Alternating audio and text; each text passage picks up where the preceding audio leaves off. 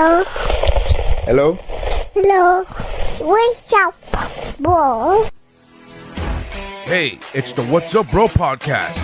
We talk movies, sports, TV shows, pop culture, and it's funny, mother. With Nery signs. I'm like, what? How can this? They have Photoshop. Photoshop exists when this artist rendition was done. How the fuck is this not cooler looking than a sketch that looks like it was done by a hillbilly off the side of the road? What the fuck are we talking? Why is this a thing? Welcome to the party, pal. Steph, Uni Mayor Sr. Yeah, I don't have to look for you. So you're telling me there's a chance? Yeah! And Mike Mercadal. I'm just glad I like vanilla, boring sex like this. I'm glad that the sex I enjoy won't get me killed. That's how winning is done. Hey, I'm Dave Chappelle, and this is What's Up, Bro.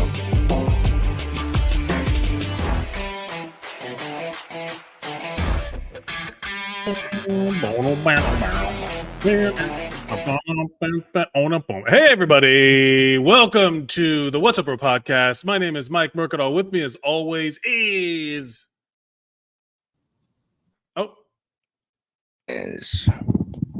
Nery Mike. Did I cut out? Yeah.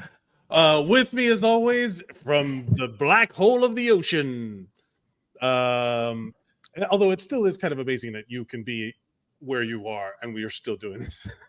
It's funny because we have been recording from ships for a while now. And it's been different ships every time. And it's so funny because sometimes people couldn't even tell that I'm on a ship because the Wi-Fi is that good. Yeah. And then there are there's times other like today. times. Yeah. Thank you, everybody, for joining us for the 400th episode of this podcast. 400 of these. Nery, what have we learned? Isn't that crazy? It's crazy. 400. What have we learned? I think we learned that we don't know anything. We don't. We don't know anything. I find myself knowing, like, I just turned 43 last week, and I find myself thinking, like, oh, I am way dumber than I thought I was. There's two ways to look at that. I think you're dumber than you think you are, but you're smart for knowing how dumb you are. Because some people don't even know that. There's a lot of people walking around out there dumb as shit, thinking they know what's up, and they don't. Who think they're smart? Yeah. And then some of them are running for president. Some of them. Thank you, everybody, for joining us live on Facebook. If you're watching us live, this is the present. If you're listening to this or watching this in the future, welcome to the past. We're reliving it. Or Instagram. Or Instagram. That's right. We're all live on Instagram. I always forget that one because it's not part of this setup. It's a separate thing. Right. Yeah. We are recording. Lots of things are happening around this time of year. First things, we're happy. Football's back, and that's what we're going to focus today's show on. Not the fact that happy. We are happy that football is back, but we're not. We have to at least acknowledge that the presidential debate just happened at the time of recording. So we have just finished this. I think they just finished it. I can't even remember. Or I lost track as we were setting up. But so we will refrain from making specific comments because I don't think we know what's going on. I heard. Can you believe that person said that thing? Can you believe that person said that thing? And then the other person was like, "What?" And then the look of like, I don't think so. And then the fact check happened. I hope. Right. And yeah, we're finger on the pulse. We are. At this point. Yeah. No, but it's we would be remiss if you're just tuning in after that. This is a little palate cleanser of reality of just two dudes been recording podcast episodes 400 times. 400. I have not been. Do we know more or less how many you did without me? Because I know there was a time I was gone, and then when I came back. Well, we call those the dark ages. So the dark years. Which is not true. It's not true because during those times, I had a lot of fun. But we found Stephanie Mayer Sr. came into my life. That's how we found Steph, who is on assignment. Senior. who's on assignment right now, who like really wanted to be here, but she was like, there's like actual real life things happening with her. So, you know, Hey, if a real obviously. life thing is happening, this is it's hard to explain, like, because we've been podcasting for 12 years. Yeah. This landscape of podcasting was very different when we started, right? So in 2012, the podcast world did not exist in the way it does. So we were like, I feel like the only people podcasting were people who really wanted to do it. I feel like now literally everybody has either a podcast or a fake podcast where It used to be just comedians. I got to be honest with you. It used to be just comedians or computer that were nerds. podcasting. There were computer nerds also Yeah. in the world. Yeah. We needed them because they were the ones who taught us how to podcast. Yeah, exactly. So it was just like those people who like, hey, I talented or funny, but I haven't broken out in the major media. And then now it's like, hey, remember that hit TV show that I had on for 10 years? Right. Let's go talk about it. And I'm like, wait, what? You're already famous. What are you doing? You're like, what? I need a different platform on which for people to hear my thoughts. I literally just Googled it. What were the top podcasts of 2012? Right? Can I guess? Well, I found the list of the entertainment podcasts of 2012. Can I guess? Because I wouldn't have known the other ones. I'm gonna say WTF was up there. It's number 2. WTF is number 2. I guess it's an episode of Joe Rogan was up there. Joe Rogan, not a thing yet. I mean, he was a thing, but he wasn't, I guess, the top podcast thing. Yeah. I don't think he was. He was did it for a minute and then was fine and then blew up and then a bunch of people started paying attention. Look, so number 10. These are just entertainment podcasts. I mean, I'm sure there are other ones, but there was NPR had a bunch of different podcasts. One of them was the Pop Culture Happy Hour. I remember that. All of the Nerdist podcasts were big because I remember that's what made me want to start. That's the right. Indoor Kids. Also, How Did This Get Made was around back then. Is You that Made not It still Weird around? with Pete Holmes. Is that still not around? How Did This Get Made? That's still not around? It's still around. Yeah, I listen to it all the time. Because you said it as if it's still not around. You're like, oh, that was around back then. No, but I mean, has been around since then. Since then. You Made It Weird with Pete Holmes. Nerdist podcast was number 6. And I remember like listening to that show and as it was starting and being like inspired to start my own podcast in some way. I was trying to figure it out. Number 5 was Film Spotting. I don't even know what that one is. NPR, again, another one, All Songs Considered. Number 3 was Doug Loves Movies. Yes. And that one I listened to regularly. Our friend Mike Valdez, it was just on an episode of Doug Loves Movies. He was? Oh, I didn't listen. I gotta look it up. No, he posted about it, so I don't even know if it's the episode is out yet. I don't know how they work there. With the delays thing.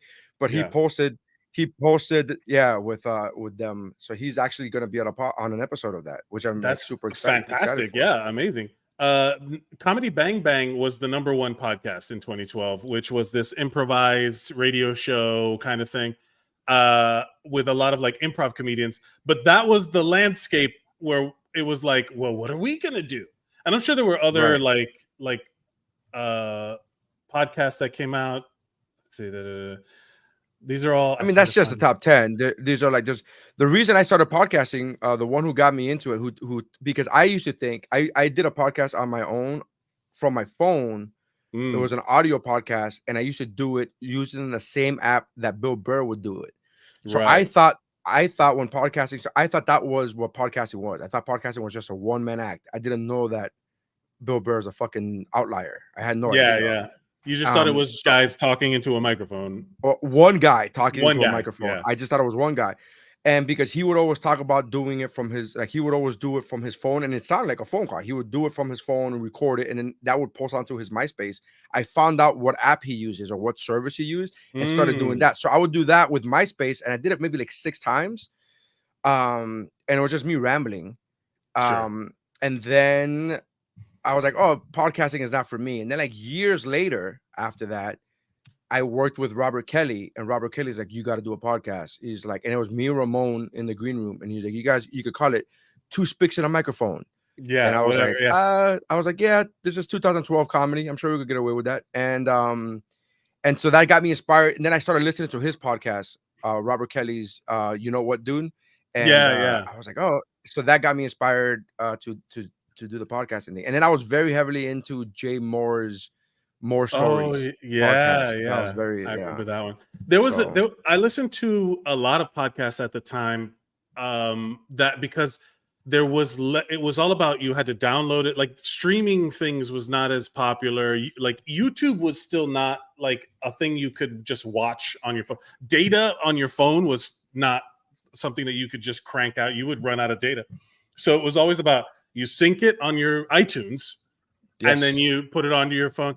And we sound like crazy old men. And that was just 2012. Like it was not that long ago that it's just totally different now.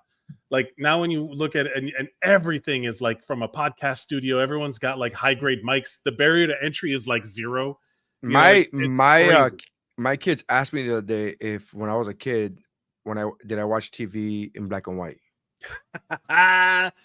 Brother, you want to know the sad part? I did have a black and white TV in my, like that was a thing that handed me down from my grandparents or someone's house, and we took it so I could have a TV in my room, and it was black and white with the fucking knobs.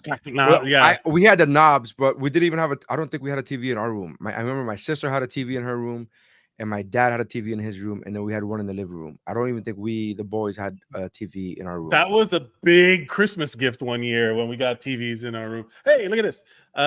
Great show tonight on Allure Nery.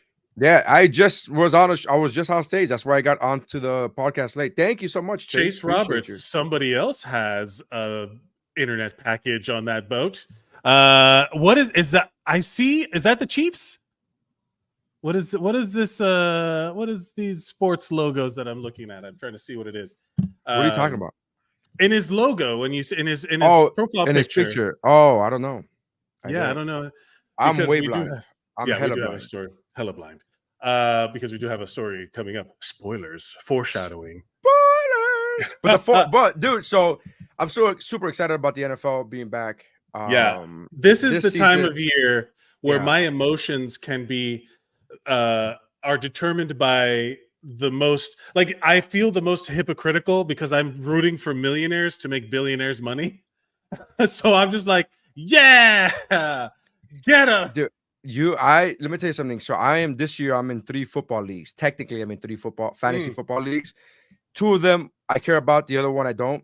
I don't really care about, but it's so funny how I care about every football player now. Like every player is on my team. They're all players on my team, and I care about all of them. I'm like, this guy scored.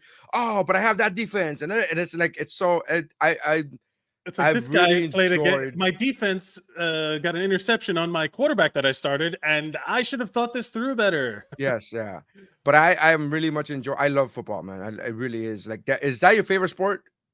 Without a doubt. Like it's the one. So as growing up, it was the one most present in my house. Again, I've been indoctrinated into it, but I'm not going to fight the indoctrination. But I grew up also in Miami in the 90s, 80s, 90s. It was the Dolphins in the 80s, and UM was also bigger.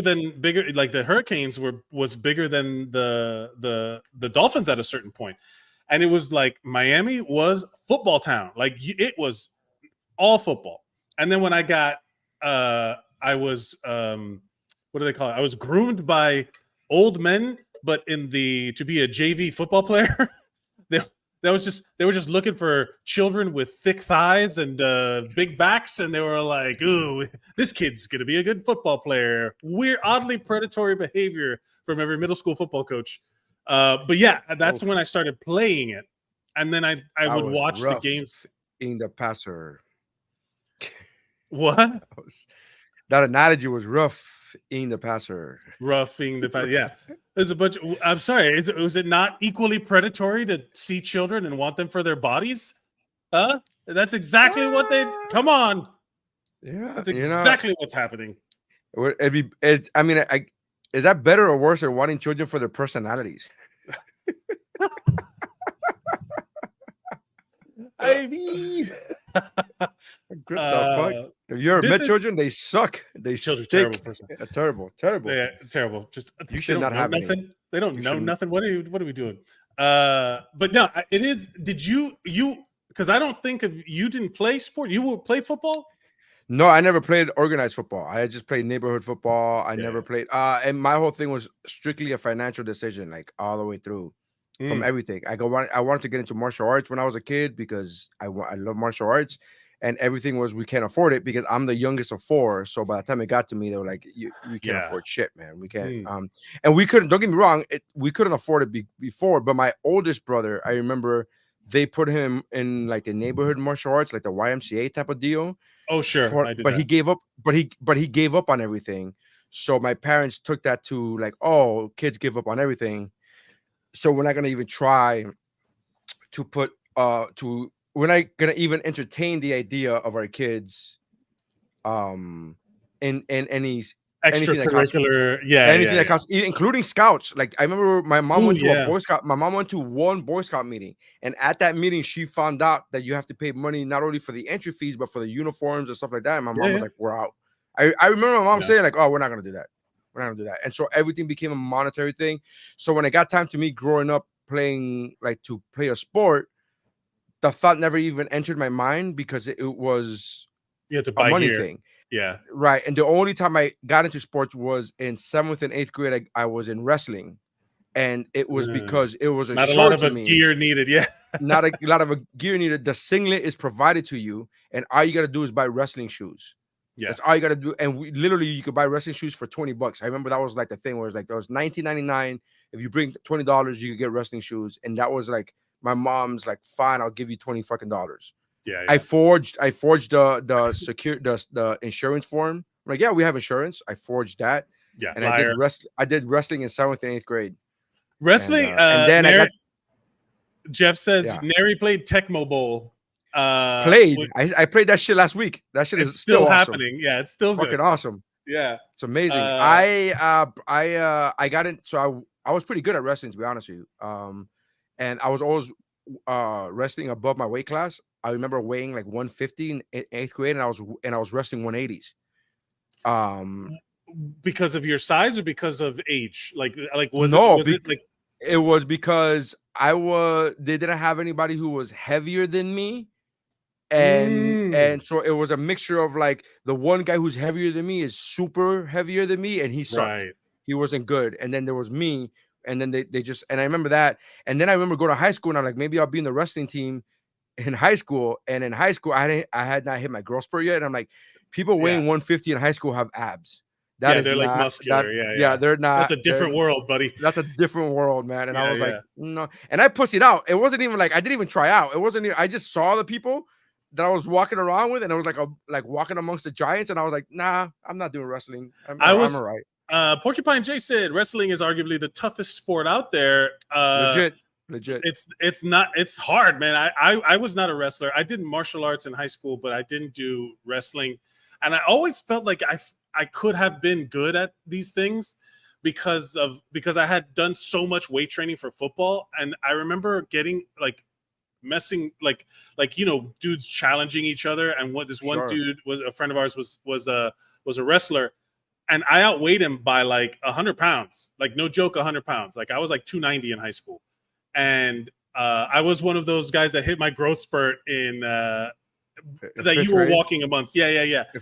I was one of those guys where I'm just like a large child. I was a man, literally man child. Name drop that album. Is that on iTunes still? Yeah, of course. Go buy Man Child, Nery Science first album on iTunes. Plug. Jeff says blood sport is harder than wrestling. Who hasn't had a good Kumite invitation? First of all, Kumite, I am a 37-time champion at Kumite. I would have Kumite matches in my room, and it literally just off my imagination. Kids, pay attention. We didn't have VR back then, and it was literally me in my room as a 10-year-old, as a 12-year-old, having these imaginary fights by myself, and I'll be like drenched in sweat, and I thought that was the coolest thing. I'm like, look at me, I'm sweaty, and I'm like fighting, and all this VR was up here, bro. That reminds me of that Patton Oswalt joke the year that Passion of the Christ came out. He's like, Spider-Man beat Jesus at the movies this summer. That's not how it played out when I was playing with my action figures. But like, Porcupine Jason 290, what the fuck? Yeah. There was no reason for me to have been that big other than pressure from a man who groomed me to be that. Wait, you were I didn't catch that. I didn't catch that number. Yeah. 290 pounds. Yeah, Mike, I'm not weighing 290 right now. I know. I was also I'll humble brag right now. I was also squatting like 500 pounds and benching like 300 pounds because that's all I did. I was like a monster boy. I was like a That's a funny phrase. I was a monster boy. I was a boy. I was a child. But I was also like, I would go from like, I was in like chess club and I was there talking to like playing video games and shit like that, talking about Final Fantasy 7. And then I would go to like weight training and I did a liftathon where I maxed out what was it? 505? Yeah. And I was like, it was like a lot. Like I almost hurt myself. I don't believe that was the number that was the rack, but I feel like I got a little help. But the numbers, that's what I'm gonna do. I'm gonna say forever that I maxed 500 pounds. But that was because all I did was lift weights the whole time, and I was like, I was wearing like size 44 pants just to fit my thighs into them, and I know because I was wearing school uniform, and I'd have to go buy uniform pants from the special store because in the regular store, they did not have uniform pants that fit me. So they were like, Mike has special exception to wear different pants than the uniform store sells because he is a monster boy. A monstrous human being. Yes, it was so growing up like that. So and funny. I just picture you. I was the Brute Squad, Jeff. Yes, Mike is the Brute Squad. I just picture you shopping for your school uniform at the same places that the faculty would shop for their school uniform. Yeah, yeah. I'm going to like, yeah. It was not a fun. It was also during a time when I was unaware of how women found like there were women out there that liked big dudes. Like culturally at that time, it was a lot of like skinny, like rocker dudes, like a lot of like alt, real like frail heroin. A lot of people like heroin chic. I mean, I was just this monster kid. I went to my 20th year high school reunion. I saw some girl that I had gone to high school with. You mean the kid from Dune? The kid from Dune, yeah. That was what was popular. And then years later, I went to my high school reunion. There was a girl that she was like, "Oh, I had she had the biggest crush on you." And I'm like, "What? Where was I? Why didn't anybody tell me? Like, I didn't really. I thought I was unattractive." And she's like, "Oh, she thought you were so hot." Blah blah blah. And I'm like, can't tell this to me now. Now that I can't do anything about it. Yeah, I've gotten that. I've gotten that a few times. The day after I got engaged, I went on stage at the Fort Lauderdale. I went on stage at the Fort Lauderdale Improv, and I talked about getting engaged. Like I had a whole new material, getting engaged. And I got off the show. I got off the stage. It was at the Fort Lauderdale Improv, which is no longer there. I got off the stage, and my friend, my coworker for my day job, who has since passed away, R.I.P. She was like, "Oh man, my friend was so into you, and but you're engaged." And I was like, "What?" She was like, "Yeah, my friend." And I met her. I had just met the whole group like before the show. I sat them down. I was like at their table, like, "Hey, whatever, blah blah." I got them free tickets, whatever, the whole thing. And I had just met them, the whole group.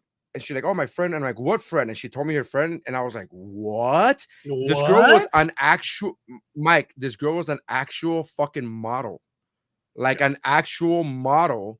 And the other girl was working as a bartender at a strip club, and she looked like the hot bartender at a strip club. Yeah.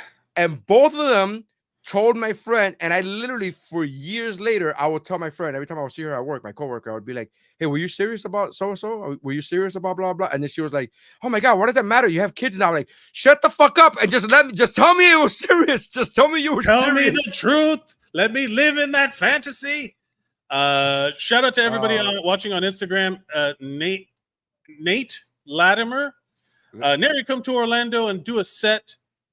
Right, Nate Latimer. The Dust. You trained me, bro. I don't know who that is. And then he wrote. We were talking about olden times. I remember dial tones. Yeah, when's the last time you heard a dial tone? Toast won a bunch of numbers. Hello, and it 305 the U. Nery C U on the allure. Spell the SEA like a pun. Good, clever. Thank you, it 305 the U, and everyone else watching on Instagram. But yeah, no. It wasn't until I discovered football that being big had a purpose. So I channeled all my energy into it as a teen, as a monster boy. And that is since then developed my love. That should be the name of your album.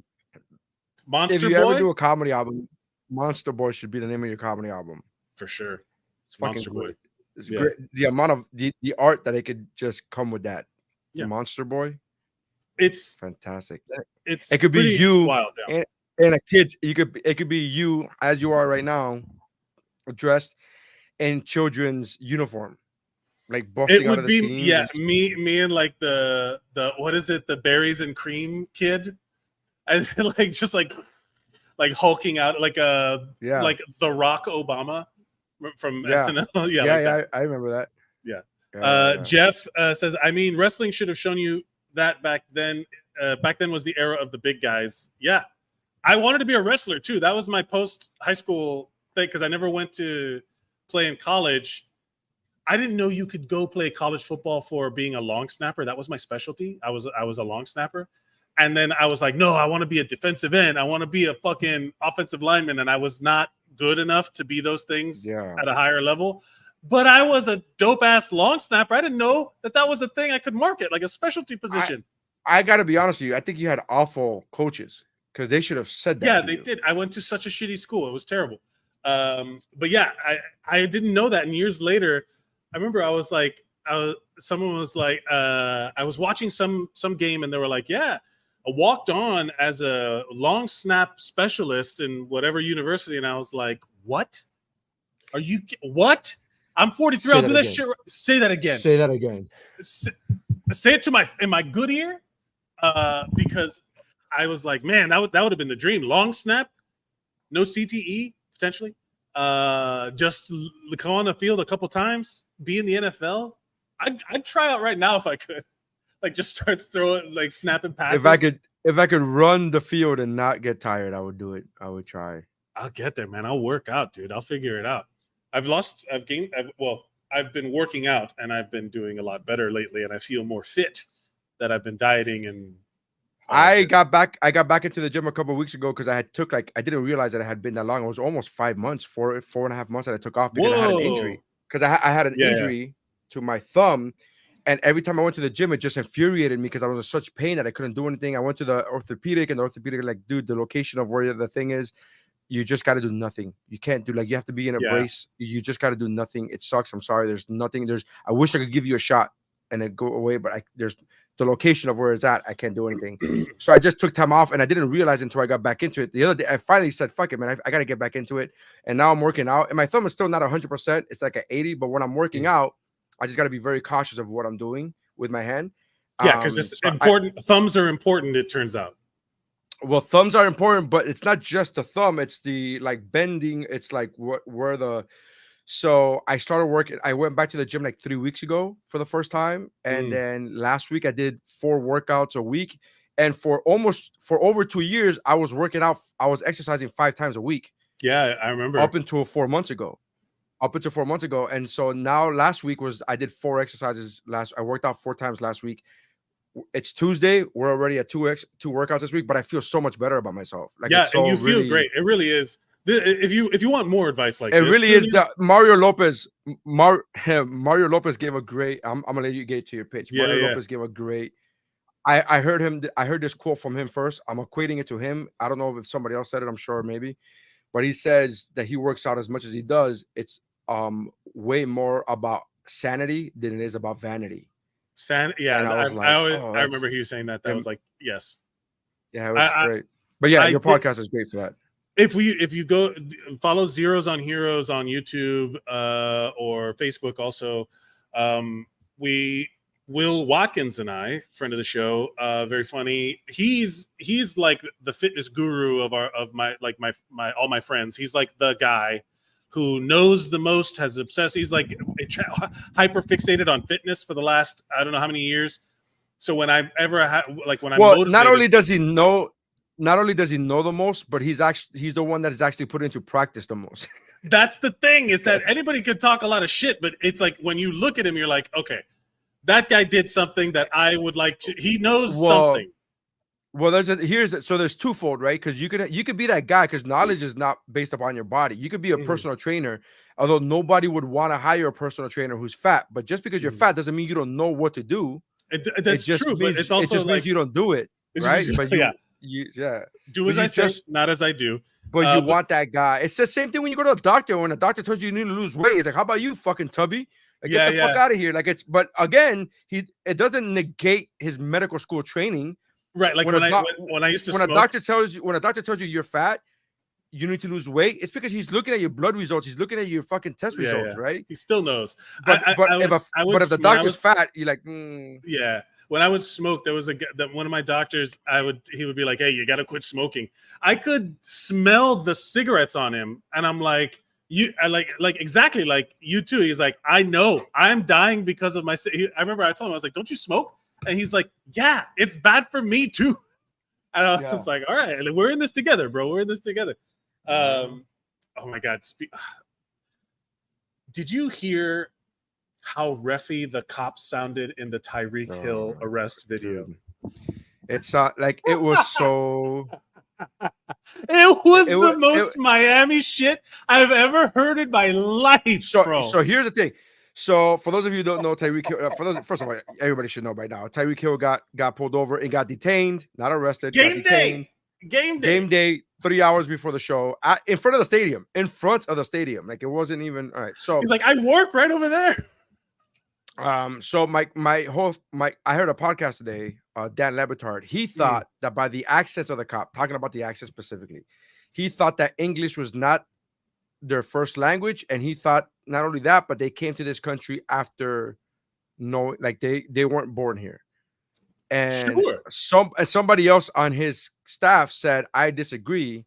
I think they're just Miami people that were born here, but they just have that accent because they're just Miami people. And I was like, I wonder which one that would be, because now I'm curious. Because at first I would say, yeah, they weren't born here, but then I was like, we all know those people who were born here and still have an accent. Exactly like that. And I was like, I wonder which one it is. And I'm like, now his information is out there. The cops information is out there. It's public knowledge. It's public whatever. Apparently he's been in the force for 27 years. My friend misread that, and he goes, 27. This guy's 27 going on 40. What the fuck? And I didn't know that's 27 years on the force or whatever. Okay. As a diehard Dolphins fan, they have been my team since the 80s, since I was a baby, since I was not a monster boy. Since you were a mere 125 pounds. Since I was just a tiny balled up baby fist, a little in the manger. But I was 120 pounds. God help my mom. They've been my team forever, right?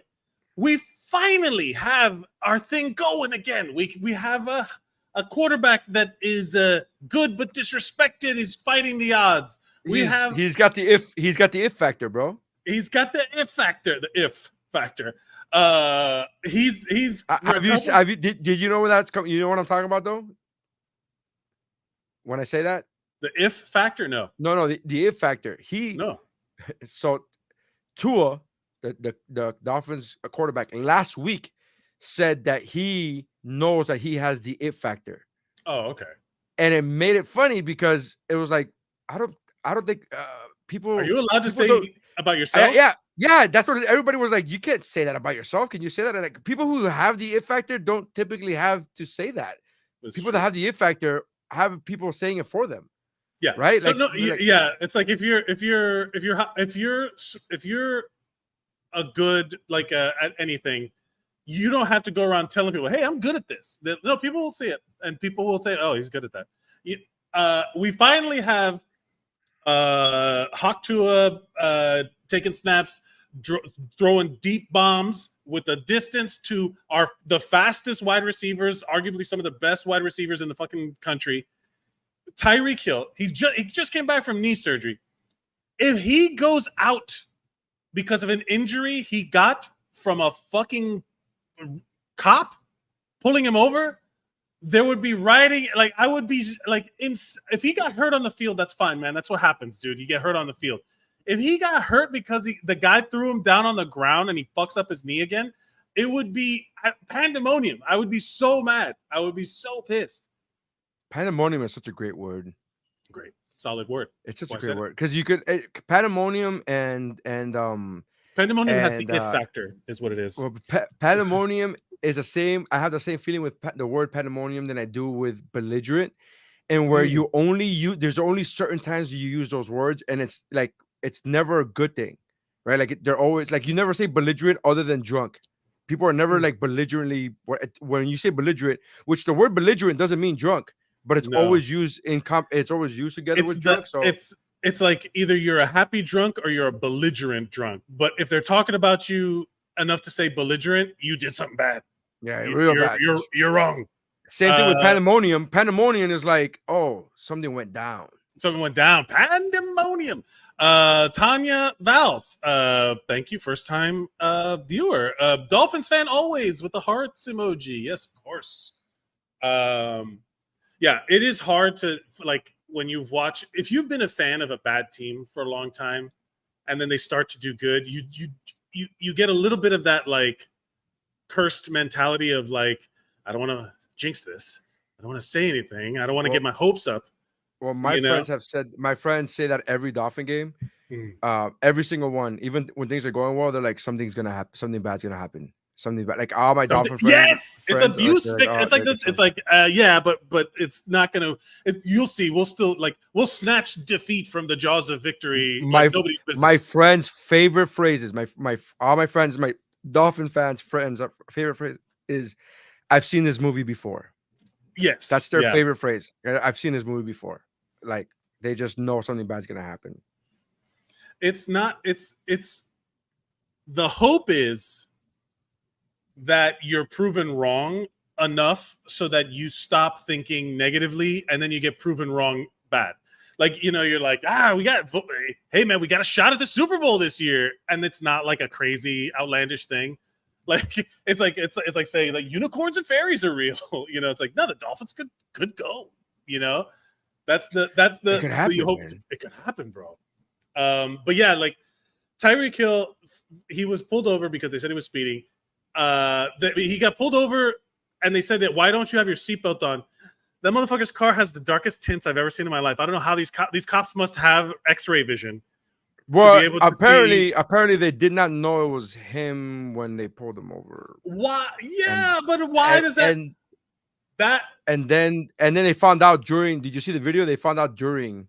Yeah. They were like, they go, "Do you know who this is? Do you know who this is?" One of the cop tells the other cop, "Do you know who this is?" He goes, "No." And he goes, "That's one of the Dolphin star players." Yeah. And the cop getting back the license, getting this information, said one word. He goes, "Fuck." Yeah, I love it. He just knew this is the wrong one to fuck with. That butt puckering fear of like, well, I'm looking here. Drew Rosenhaus, famous sports agent, is Tyreek Hill's agent, is calling for the police officers who detained Tyreek Hill to be fired. I mean, justifiable. Like, how do you? If this wasn't even like. It shouldn't even matter that he is the star. Like this is all just like bullshit, But it's also like if it had been like the third string practice squad guy, it would have had less impact. But even then, it's still kind of crazy that how it went down. These fucking cops, whether or not someone's an asshole to the to the cop shouldn't matter. But then again, that's just my opinion. My Miami, opinion. man, it's very difficult. It's like well, here's the thing. I think No, I was gonna both. say something else. I think it's fair. I think it's fair to say that both of them handled it poorly. Like Tyreek not like putting the window back up. It's like, dude, what are you doing? What are you doing? You can't. So you I was can't, and then talking. be like, I was talking to Chris, my friend Chris, about it. It's because he's also right next to the stadium in a public space. Like people. That's what he said. That's what Tyreek said. Tyreek said that he didn't want people. But come on, dude. You were standing outside your house when your house was on fire 3 months ago, and people were taking pictures. That's not. Did you want to stand in the burning house, Nery? The house is on fire. My whole point is that your life is kind of a fucking, it's kind of chaotic. It's kind of picture worthy all the time. You should be used to that. That's not a thing. And guess what, dude? I'm not putting the blame on Tyreek. All I'm saying is both people could have handled it better. Obviously, the cop who has been trained to de-escalate situations did not de-escalate that situation. Get the fuck out of here. Yeah, I wouldn't even dignify that, like ride that joke out. Fuck you. Yeah, that's not what they are trained to do. They are trained to get a rise out of somebody so they can steal that car. Because that's what they do. They claim the car. Whenever they arrest anybody, they can take. Wow, they literally I have not heard their, that take. I have not heard that take. No, they arrest. They can claim cash. They can claim like money. So if he's got anything in that car worth anything, it becomes property of the police department. That's true. Yeah, bro. There's a whole John Oliver about how later on, like it's literally like I don't want to say something wrong, but I know that police departments can claim funds like literal cash as part of arrests. But is it one of those things where if that now this is me just talking about just learning from conjecture from TV shows. Is it one of those things where if it was cash that was gotten during illegal situations? So if it's an illegal, so if you were selling drugs, they could confiscate that cash because it was fucking done illegally. But if it was legal cash, I don't know if they're gonna able to confiscate that. There's a certain God, I don't want to say the wrong thing. I just picture I forget what comedy show it was that I picture them going like, oh, it was Married with Children. And in Married with Children, don't open up the picture, by the way. I want to open up, save it onto your hard drive and open it up live. But tell me before you do it. But in Married with Children, the cops raided the poker game, and then the guy goes, oh, but you can still keep it. One of the friends goes, but Al, you still won a lot of money. And he's like, but there is no money. Is there, officers? And he turns over, and the cops are literally putting all their cash in their pockets. And he's like, nope, no money here. And it was just like funny, whatever. But I didn't know that cops could, like, if they confiscate his car, they could steal anything in it. I don't know. That sounds right. That doesn't sound. I don't know the right term because I'm trying to remember the right term. But Jeff says if Tyreek didn't want attention, don't be driving a fancy ass car to the stadium. I agree with Nery. Both are to blame on why this escalated. Well, I would say my caveat there would be like Tyreek had responsibility to not get the situation started, meaning roll down your window, give him your ID, whatever, blah blah. But once the situation got started, the cop took it to other levels, dude. The cop was just like the fact that the second cop was almost worse, where he just dragged him and then he fucking bended his knee back, and the guy's like, dude, I just had surgery on my knee, and he's like, oh, what a coincidence. And I'm like, what the fuck, dude? They don't give a fuck, man. Who cares? Nery learned police procedure from watching Training Day 47 times. Hey, man, two things can be true. Porcupine J says, sometimes I almost feel like I learned vocabulary words from Nery. I learned something every day. I'm trying to remember the name of that thing. Let's look at this picture that you showed me. It's a picture when you were born. It's your birth picture. This is my birth picture? Yes, you were born. Oh, my God. Fuck you. I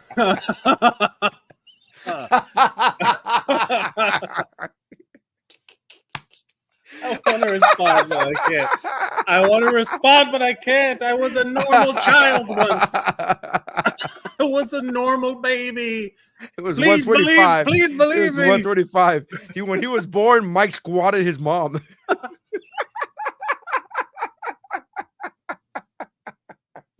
I was a child. I was a normal baby. Oh my man. God, that's fucking funny. Fuck, that made me cry. Got that. That's so funny to me, man. I just pictured you the whole time you were talking. You were like, "Oh, my poor mother," and I was like, and I just started searching for that picture, man. Oh my God. Oh no, first time viewer, my mom. Yes, I'm going to start posting pictures. Here we go. Yeah. Man, gotta love a good. Can we share those pictures on the post on the thing? I don't know. Share in the comments, probably on Facebook, probably. Yeah. She's laughing out loud. She's laughing. Sorry. What was I going to say? The whole point. So here's Police where procedure. Yeah. What I will say is that cops. How do I say this without saying what I really feel? The cop that's not their job. This is all pulling people over for traffic tickets is money making for the police departments. It does nothing to fight crime. It's proven to cause more accidents than it's. You know well, the system. Hold on. The system. I wasn't done. The system itself is set up in a way to make this shit happen, right? Because they use traffic stops to start trouble so that they can go find more shit. So if this guy's driving a flashy car, which now are you saying that nobody should drive flashy cars? Are you saying that nobody with the means should be able to drive whatever they want to drive? No, of course not. They should be able to drive whatever you want. He's inarguably prone to media attention with his antics. And so 75 children. He's not right. But so is some podunk, trashy trailer park dude that's got 6 kids from like 7 women, and he's got child support he doesn't pay, and he's driving around in a lifted truck and all this. It's just like what happens is that this was you're literally next to the stadium. Like the cops know what they're doing, so they pull over this rich person. This is my friend. We were talking about it, how that Chris Rock joke where he's like, there's not one white person in this audience that wouldn't trade places with me because I'm black and I'm rich. Because no matter what, this was Chris not. Rock? That's Chris Rock. Yeah. That this was all about that. The system is set up to escalate problems more than de-escalate them. All of these cops are just the fucking worst because they don't you tell them like, hey, he doesn't have to roll down the window. He just has to identify. He doesn't have to leave the window rolled down. There's no law that says it. It's just like, hey man, it's like when a job, like a boss is like, hey, yeah, on your performance review, we've noticed that you've been clocking out at 5 every day and just kind of heading home, and we really like people to give the extra effort. It's like, motherfucker, you pay me until 5. I'm leaving at 5. I don't have to do that shit. Well, it's not the same, but I get what you're saying. I expect there to be some sort of respect when it's not their job. Their job is to just write the ticket. I think both of them are, again, Tyreek was enticing them, was kind of like, hey man, you're like, fuck you, go fuck yourself, right? Yeah, that's not illegal. What Tyreek was doing. It's not illegal. We're not talking about legal. We're not talking about illegal. We're not talking about legal or legal. It's not illegal. It doesn't demand escalation. We're talking about behavior-wise why the situation got to where it got to, right? So Tyreek was doing cops something. Abuse their power. There's no look, man. I disagree. I disagree. I know what you're talking about. I know what you're talking with about. With that, you're painting with a broad brush. I'm not saying that cops don't do that. I'm talking about this specific instance. Tyreek was saying, "Go fuck yourself," and the cops which were not correct, which were not right to do so, were saying, "No, you go fuck yourself." It was like, "Oh, suck my dick." It was like, "Well, my dick is bigger because I have a badge." Right. Which is illegal. Right. It's wrong. But you're talking about legal. Nah, you're talking about legal. You're speaking about legal or not legal. I'm not speaking about that. I'm speaking about why the situation got as bad as it got. You're talking. All I'm saying. Right. That's It what I'm got saying. as I'm not bad talking about as legal. okay. I'll say this. It got as bad as it got because cops are not trained to do their job. They're trained to escalate to get more shit done, to I write don't believe that. more stuff. That That is conspiracy, I don't believe. well, I don't that's believe true. That. It's I a don't believe fucking. that. It's not a conspiracy. This shit's like proven. Like that's part of their training. They No, use their they training use is traffic not. stops to But increase but you're talking. searches. But you're talking about traffic stops. I'm talking about the This behavior. is a traffic stop. But once a traffic stop happened, this specific traffic stop, I don't believe that they were trained to say, get this guy out of his car by force and slam him to the fucking ground. Yeah, they I were don't being believe that they're whiny little trained. babies. I don't believe they're trained. I don't believe they're trained for that. That's what I'm saying. I don't believe they're trained that way. I think those cops, those two cops specifically, took it as offense that this guy wasn't bending the knee, so to speak. Right. You know what I mean?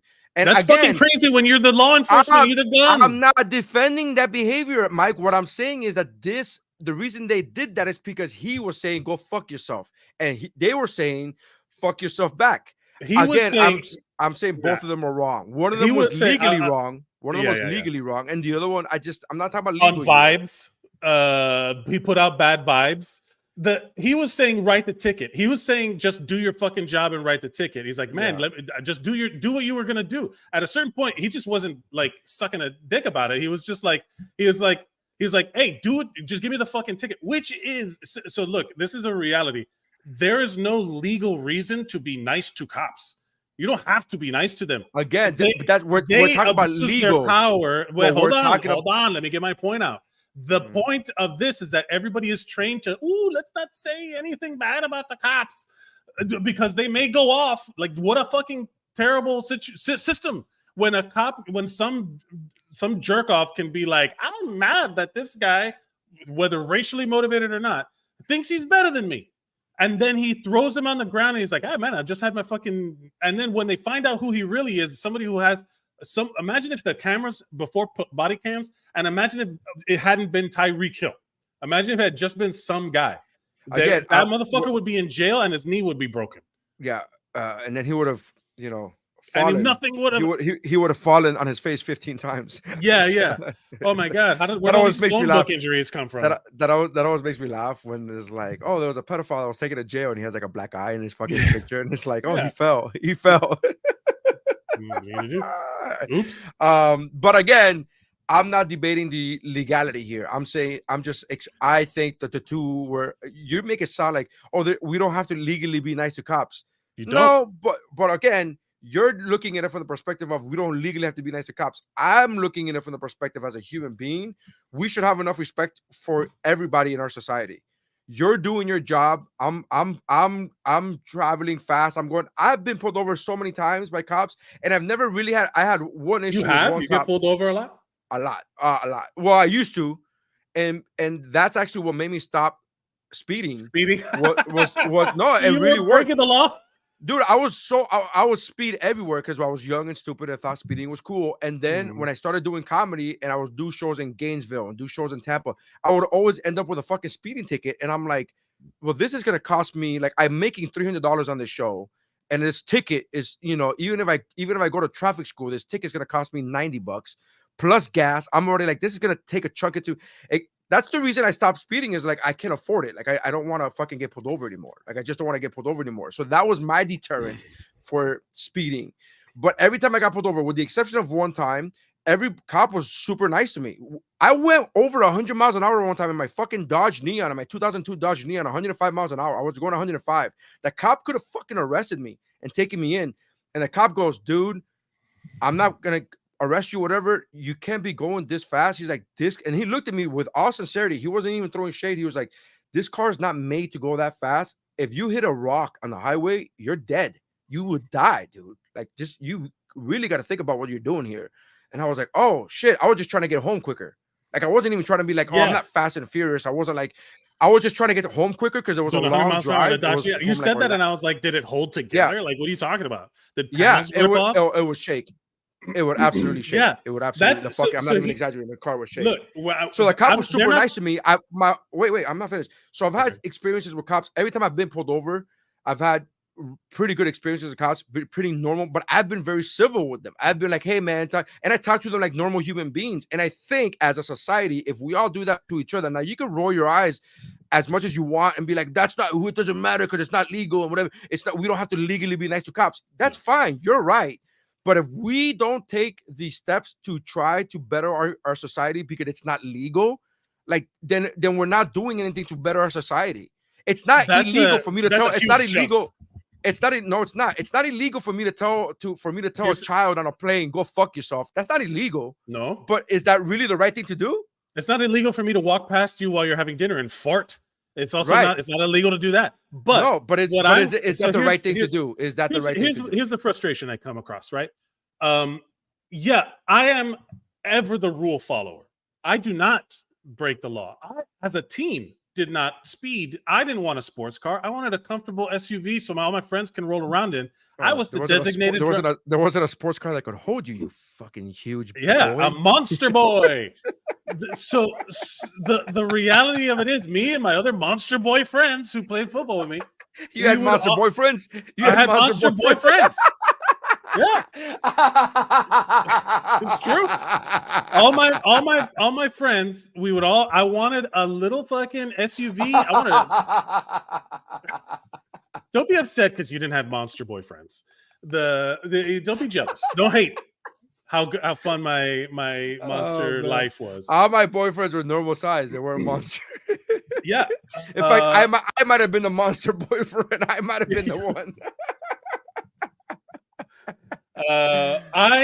I'm ever the rule follower. I always, man, whenever there's anything that has to be done, I'm like, is there paperwork involved? I need to sign something?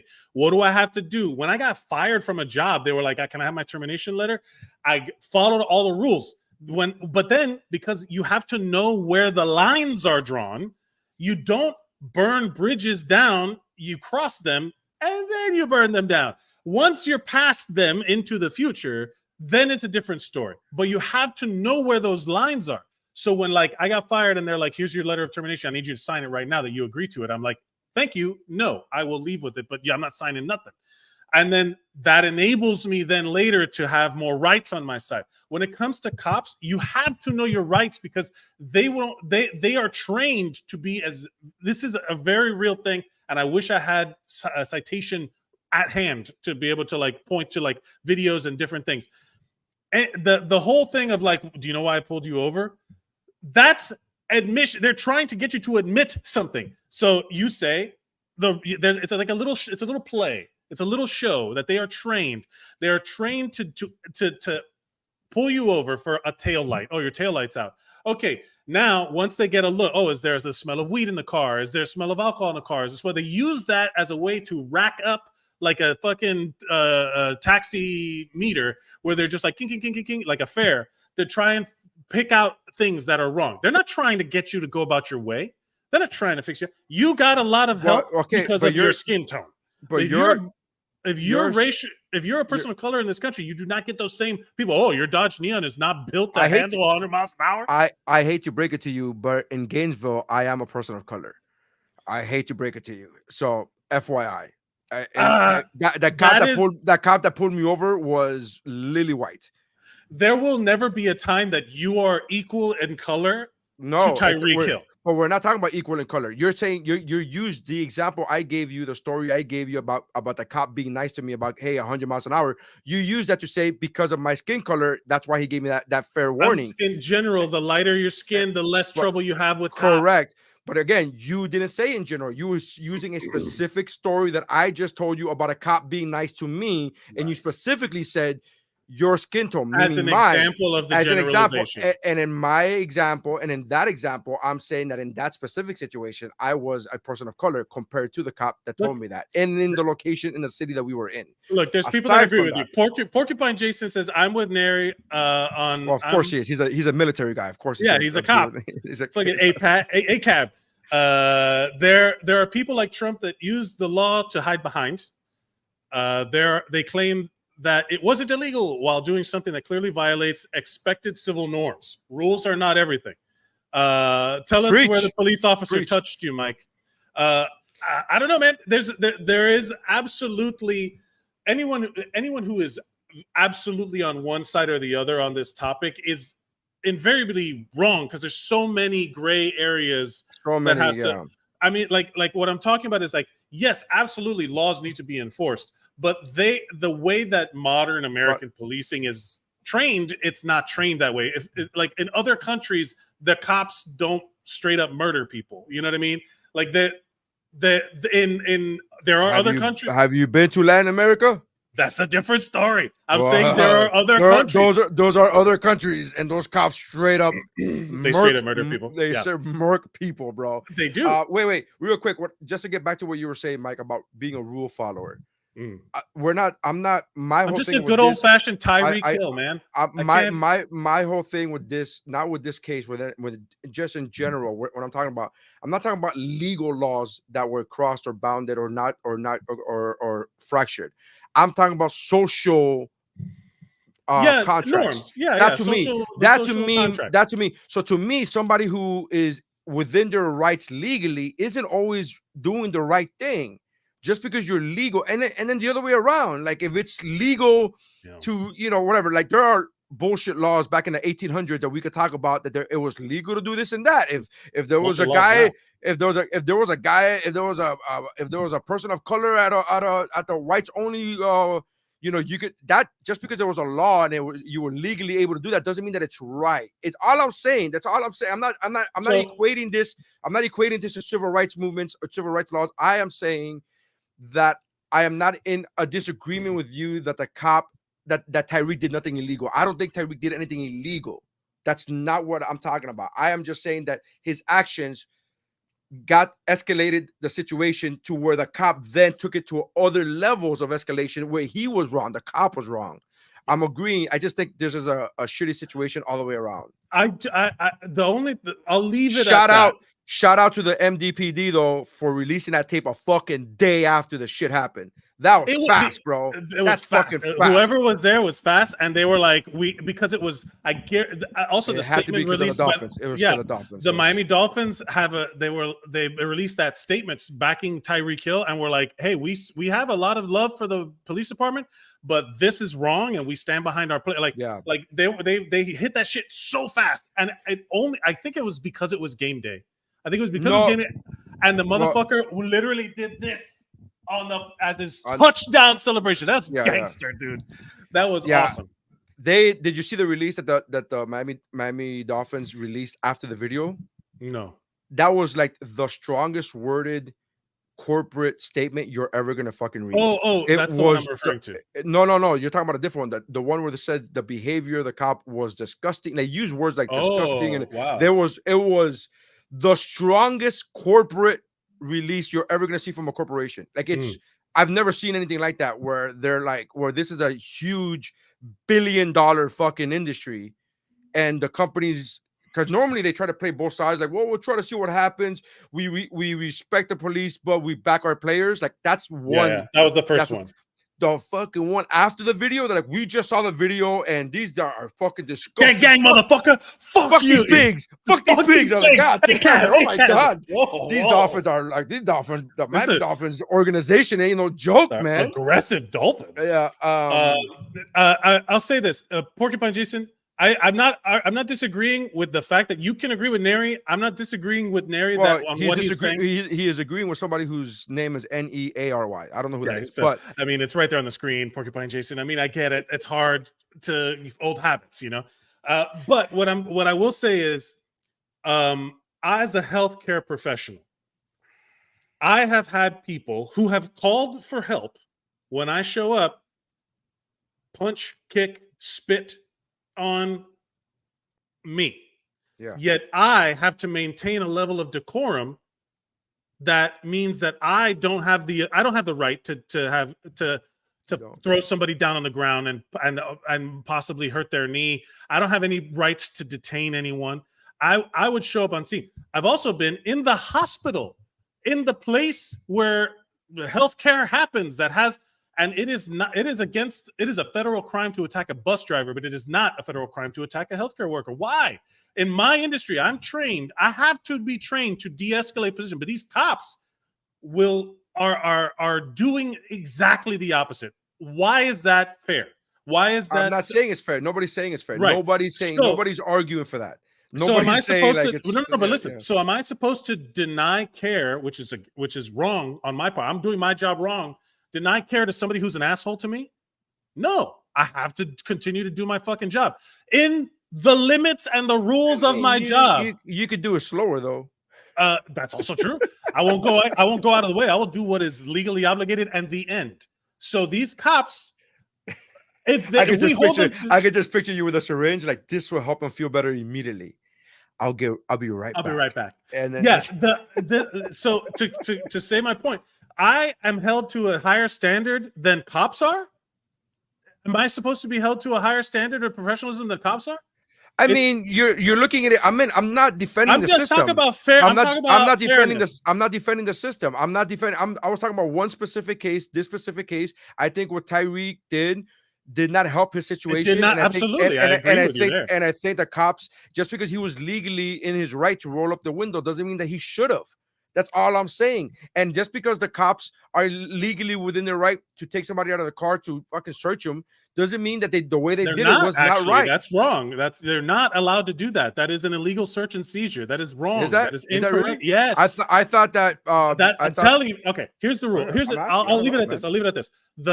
There's a book called Talking to Strangers by Malcolm Gladwell, and it's centered around the Sandra Bland.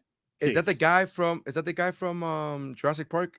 Dr. Malcolm? Yeah, Dr. Ian Malcolm Gladwell.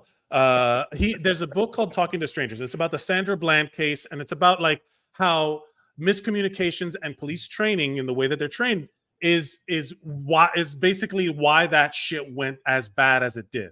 And it's like whenever you see these exchanges go down, that shit goes wrong, it is usually racially based, generally speaking. I'm making a generalization. Yeah. It is there's some sort of racial thing, and then but it goes into great detail about expectations and the way the cops are trained and cultural differences and what actually works. It's a great book. There's the audio book. I mean, if you want to go about history, dude, the reason why cops, the birth of the slave cops? catchers. Yeah, slave catchers. Like it's, I mean, if we're going to talk about history or shit, there's a lot of flaws.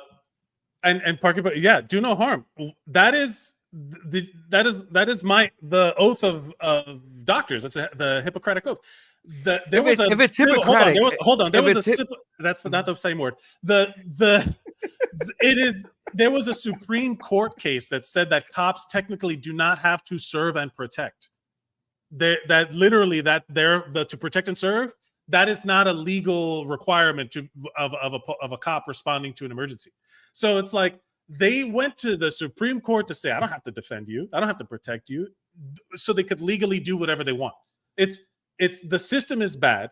This is an escalation of the system that the light is being shined on because it's Tyreek fucking Hill. And Tyreek Hill, now he and Tua and all these a bunch of other players on the team formed like a coalition to be like, how do we improve community involvement? How do we address this? How do we Kaepernick it in a way that's not going to cause us to get fired, but still raise awareness? Kaepernick got fucking blacklisted, bro, for this. This is awful. This is the bad. Same shit. This is what he got in trouble. This is why Kaepernick. He's no longer in the league, bro. He got blacklisted. This is what he got black. Can you believe that shit? And as a 49ers fan, I disliked Kaepernick way before everybody else got on the fucking bandwagon. Because he was not doing good throwing the ball. And then like, you know how much it pained me to have to defend this motherfucker? Because I was like, I don't want to defend Kaepernick because he throws interceptions. Yeah, but it has nothing to do with his fucking kneeling. God damn it. Bunch of hypocritic. But you know what? You may be a bunch of hypocrites, Hippocratics. You think you're a diehard fan. What about this gentleman here? Xavier Budabar, aka Chiefsaholic, gets 17 years for robberies. He admitted. First of all, he admitted. I don't know why. Well, they caught him. It wasn't like he walked in there and goes like, "I cannot tell a lie. I've been robbing banks." They fucking caught him, and then after they caught him, then he admitted it. Yeah. Now, was he wearing the mask when he was robbing the banks? Yes. Yes. Yes, that's how they fucking caught. He is not the criminal mastermind. He was literally robbing banks in this same with this same mask, and then going to games. And he became so famous at these games because they called him Wolfaholic or Chiefsaholic or whatever. And he became so famous that his Instagram followers and his Twitter followers went through the roof. And it wasn't until when he got arrested that his Twitter followers were like, "Hey, has anybody seen Chiefsaholic? He didn't go to the last 2 games, and I'm very concerned because he goes to every game." And then the cops realized, the cops confirmed, "Oh, this is the same dumb motherfucker," because they already knew it.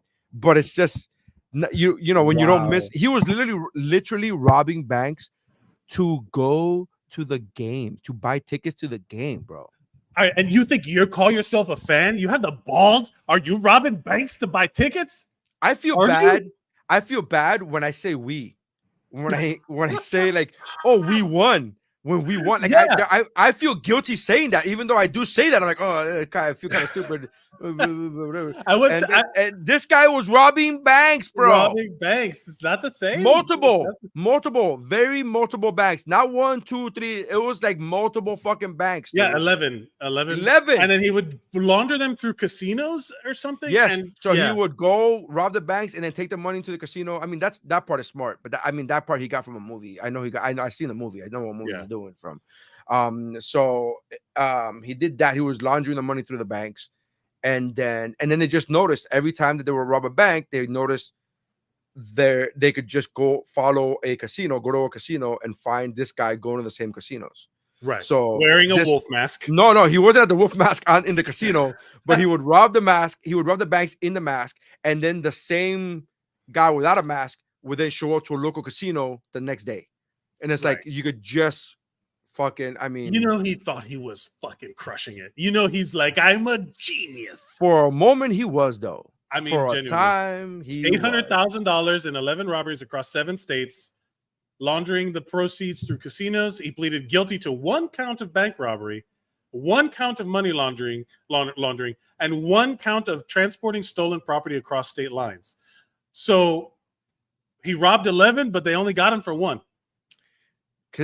I mean, winning, I guess. And you know what bothers me even more is that he's up for parole in 5 years. Because I read that, I looked this up. You have to legally, to be considered for parole, you can't even apply for parole until you have served at least 1/3 of your sentence, which I think should be higher, but whatever.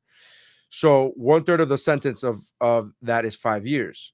So what bothers me the most is that he could be out in time and Patrick still watch Mahomes still watch Patrick Mahomes beat the 49ers in yet another Super Bowl. It could happen. It could happen. It bothers me so much. It bothers me so much. Brutal. Do we want to get into the 45 actors who turned down iconic movie roles?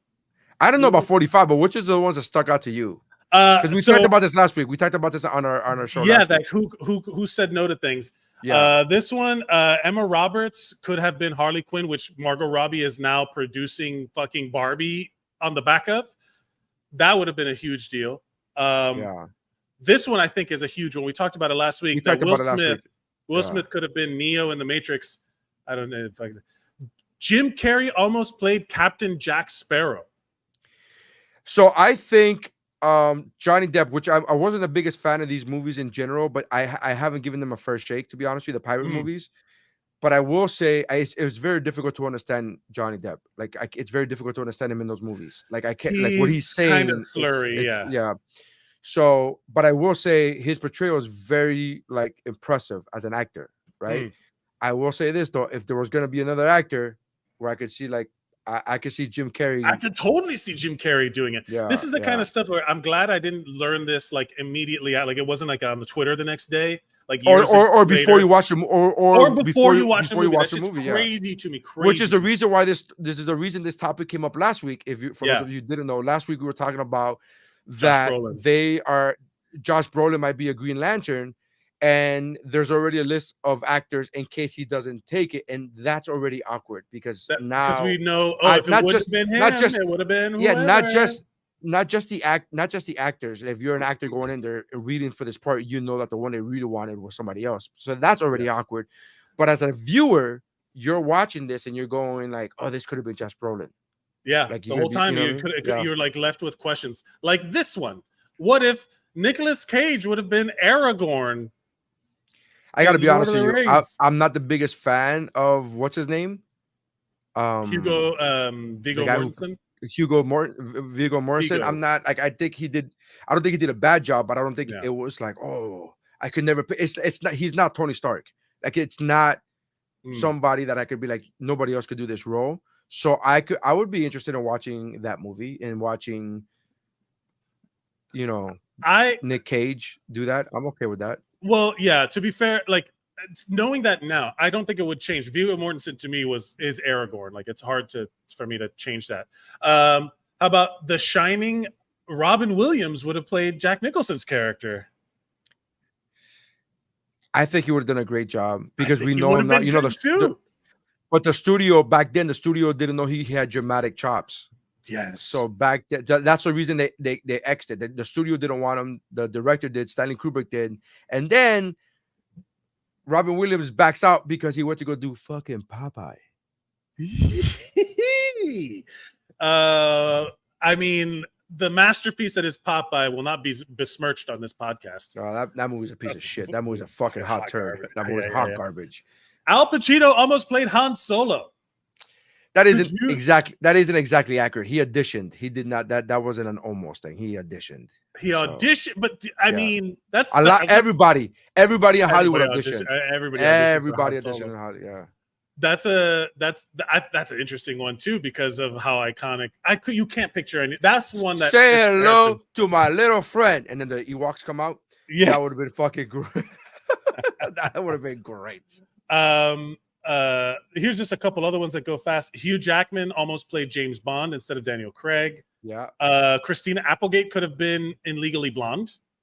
I could see that would have been interesting. I could see that.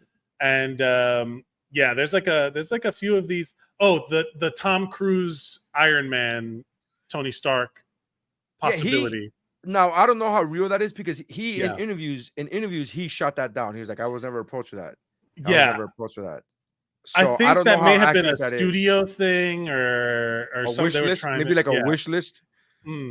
Yeah, some sort of like we need a Tom Cruise type, Right. something like that. Yeah.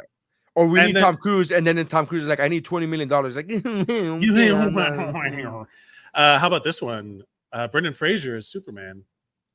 At that era, Brendan Fraser, that early 2000s. Yeah, when Brendan he had the Fraser. six-pack, when he had that Tarzan six-pack. We had that fucking. I'm sorry, it was George of the Jungle. It was. I'm sorry, you're right. You're right. It was George of the Jungle. But yeah, I mean, could you imagine? He would have been, I think, a great Clark Kent. Tim Roth, listen to me. Brandon Roth. Brandon Roth was a phenomenal Superman. He's still to this day. I think he was just in a bad movie. It's just a bad movie, man. But he was really, really good. If you watch that movie just for his performance, look at his performance in that movie. I stand by. He did an amazing job as a Superman, and it was because the movie was so bad in retrospect that he did not get a chance to play him in Men of Steel. But I love me some Henry Cavill. But Brandon Roth might be the best actor to ever play Superman. Except for Christopher Reeve. Oh, you're not a fan of Christopher Reeve? No, I'm not saying that I'm not a fan. I'm saying that Brandon Roth was that good. He was that good. He was good. So Clark Kent. The movie was so trash, but I loved watching him be Clark Kent. And I wanted he made a believable Clark Kent, and he made a believable Superman. He made it so that it was believable. It was very Christopher Reeve-ish. Yeah, that was what they were going for. Where you could believe that these are two separate people. Like you could believe that. Yeah. Again, if we go back to what was I just saying? I just lost my train of thought. Never mind. But Christopher Reeves, Brandon Routh, Superman. Yeah, I just thought of something that I lost it. But either way, I mean, like he was so good. Oh, I was gonna bring up the Death of Superman Lives, the documentary about the Tim Burton Superman. I still haven't seen the documentary. Bro, it is great. The one with Nick Cage. The one with Nick Cage? The one where that was the movie that they were making, and they would talk about where that Polaroid, that famous Polaroid. Yeah, apparently on Superman Returns, that Polaroid was in a thing that what's his name, the pedophile, was the director that Ezra Miller? No, the another one. He was the director of that. Bryan Singer has been in a lot of problems. Was he a pedophile? I thought he was that he was a bully and sexual harassment, but I didn't know it was underage. I thought it was that. I allegedly, whatever. All awful, by the way. All awful, by the way. All equally bad. We're not just trying to narrow it down, trying to be as accurate as possible. Is it shit or diarrhea? We don't know, but they're both shit. But we don't know. Both bad. But they had a binder where they showed that picture and they were like, just a reminder of what we're trying to avoid. And then there was like this like they were basically trying to redo the Donner Supermans, and they were like going for this safe, like, I don't even remember, like real estate. They're going to turn Kryptonite islands to people to sell to bad guys or something, so they could do crime. It was such a stupid movie. I don't think it was an awful movie. I think the plot definitely needed help. Legit. There was no bad guy. The bad guy was Land. Lex Luthor. He wasn't even that big of a bad guy. Like he was he literally married some rich lady and then forged her signature on his he was a villain. That's a pretty bad guy. He was a villain in general in life. He was a villain. Kevin Spacey, that's right, rapist. Kevin Spacey. So there's so many bad people on that set. So many bad people. on that set. Not Brandon Routh. This guy, Kevin Spacey. He got away. Yeah, he was the director, Kevin Spacey and Bryan Singer, both on the same set. He's like, stuck with a bad hand. Brandon Routh is great, man. I love Brandon. He was Routh. great. And if you watched him in the CW, did you ever watch him in that crossover? Yes, I did. When he played Kingdom Come, he played Kingdom Come Superman. That was amazing. That was fun. That was awesome. We will dismount today with old school picks. If you have any, I thought you were gonna do the one has to go. Oh, the one gotta go. Yeah. Oh, where did I do it? I think I deleted those. You're the worst. Are we doing one gotta go from now on? I mean, I just thought it was a fun topic. I just thought it was fun. It was fun, but we don't have a lot of time to get into it. So sure, I would rather. That's why I like the one gotta goes, because they're fast. Like you could just be like, here's a 2-minute spiel, and then you be one gotta go. Tyreek Hill or the cops? One gotta go. I don't know. One of them has they're undefeated in the court. Yeah, one of them has gone. Let me see. Do you have I want to say Superman Returns now for the old school pick. Superman Returns. That scene with the machine gun is still one of the fucking dopest in comic book history, comic book movie history. That makes my top 5, I think. Bullet in that fucking eye. Oh fuck, dude. That was so good. That scene with the scene with the plane. Yeah. Where he's fucking lifting the plane and the plane ripples, and they landed in the baseball stadium on the baseball field. Oh, so God, good. All of the Superman was awesome. They were so good. They had such really good parts to it. The script just needed more help. But it was really it really wasn't a terrible shitty movie. It was just needed an extra, like it needed an extra thing. Yeah, it needed something in the story, some arc it was just missing. But all of the Superman shit was fucking good, man. So good, dude. So good. I mean, he lifted that whole fucking island and then he fucking fell, knowing that he was gonna die. Oh, fucking great, dude. I mean, it was really good, dude. Solid. Deserves more. What do you have an old school pick? Are you thinking of one? Yeah, give me time. I'm gonna go with a movie that I just found again, and I literally laughed out loud at a bunch of different moments about, like, because I hadn't watched it in so long. It's like the perfect definition of an old school pick. And I'm gonna go with Hot Fuzz. Hot Fuzz, the Simon Pegg, Nick Frost cop, where he gets like he's like a super cop. He's like a really good, legitimately good cop, and then they send him to the country to be a cop in the country, and it's just. Oh, it's so good. The writing's super clever, so fucking funny. So I started watching that movie, and it just I wasn't into British humor back then. So but it's very British. I'll try to rewatch it. So there's a dual pack that I want you, because all right. So I've now for the last year been listening to a podcast called Cinephobe. And then I got to participate in an episode, and it was one of the most fun episodes. I'll be honest with you, I was kind of on fire on that episode. I was like fucking hitting my hell jokes. yeah. It was doing really well. But it was just a lot of fun because I was a fan of the podcast before going on the podcast, and they didn't expect that from me. So there's like, oh, this guy's hip with the terms. He knows hip what's with up. Yeah. He knows what's up. And it was really well. And what they do is they review a movie every episode. They review a movie, and then they kind of like go step by step. Like, all right, so then they tell you like, they don't do exactly a rewatch, but they'll go and explain to you like, all right, Certain so this scenes. is the plot of the movie. Right. They go through the plot of the movie, and then that and whatever, and then this guy goes here, and then he shoots the guy, and then this, but they're all making fun of it during the time. It's very close to like how did this get made in the sense of like recapping a movie while still not rewatching it live, whatever. And they read certain lines from the movies, and they it makes you watch. When you watch it, you go, oh yeah, that was an over exposition. This was that whole conversation with exposition. God damn it, I didn't even know that. The whole conversation was, if we don't win this battle of the bands, they're gonna close down the community center. And right. And that does the things that holds. And if we win this dance competition, the check is for the exact amount that they're looking for, or whatever. Anyways, So on that podcast, I was a guest last month on that podcast, and the movie that we watched on the episode was, the Citizen movie with Law-Abiding Citizen. Law-Abiding Citizen. Thank you. Law-Abiding Citizen. So. And then the latest episode, which is like that was like 5 episodes ago, maybe even more. But the current episode is Karate Kid Part 3. Ooh. And I love both those movies. And at the end, they each go like, oh, file, phobe. File means that you like the movie. Phobe means fuck it, it's movies, whatever.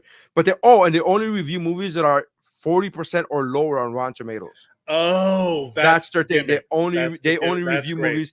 And it's either 40% audience score or 40% critic score, but it can't, like, one of them has to be at least 40% or lower. Yeah. And so both those movies, I swear to God, I love Law-Abiding Citizen so much that when they told me the movie, I go, oh, but I thought it was only under 40%. No, but you said bad movies. But you said bad movies. I don't understand. I don't understand. This movie is the best movie ever made. What's your pick? So I would say go listen to my episode of Cinephobe.